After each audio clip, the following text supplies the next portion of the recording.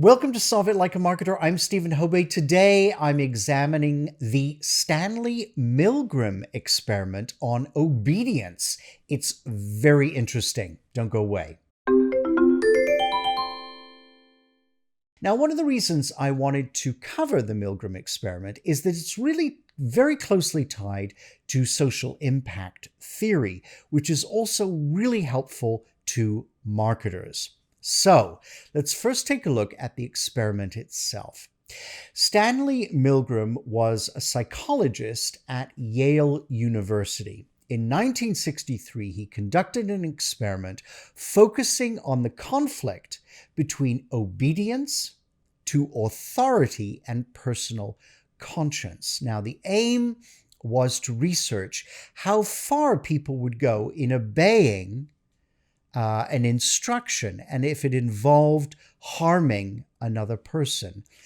Milgram was interested in how ordinary people could be influenced into committing atrocities, for example, Germany in World War II. Milgram selected participants for his experiment through a newspaper ad. Once they arrived, they were paired with another person. So one would be the learner and the other would be the teacher. But the draw was actually fixed so that the participant was always the teacher. Now, the learner was actually a colleague of Milgram's, and they were called Mr. Wallace. And they were taken into a room and had electrodes placed on their body. The teacher and researcher went into a room next door that contained an electric shock generator and a row of switches marked from 15 volts all the way up to 450 volts. And believe me, that's quite high. So let's actually take a little look, a little slice of the experiment itself. As the voltage, what you'll see is the voltage gets higher, the teacher becomes conflicted, yet compelled to follow the authority figure nonetheless. 150 volts. Answer horse. Oh. Experiment, that's all. Get me out of here. Get me out of here, please. Continue, please. Go right on. I refuse to go on. Let me out. You refuse to go on? The experiment requires you continue, teacher. Please continue. You're gonna get a shock. 180 volts. I can't stand the pain. Let me out of You here. can't stand it. I'm not gonna kill that man, eh? The results were very interesting indeed.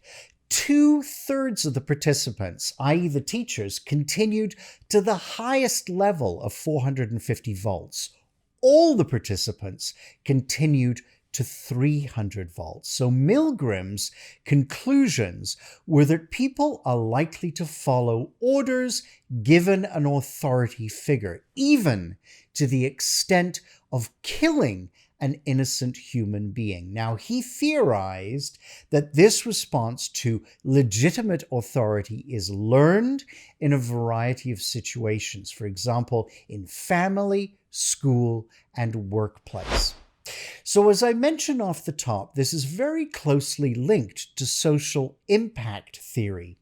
Part of that theory states that we are influenced, especially through our proximity to authority figures. So what does this have to do with marketing, you may ask? So you as marketers are in part authority figures.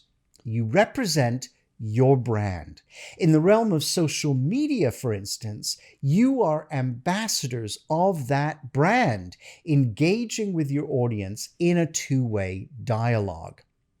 You hold great power and knowledge to influence people's decision-making and must use this wisely by offering customers the necessary information for them to make their own choices.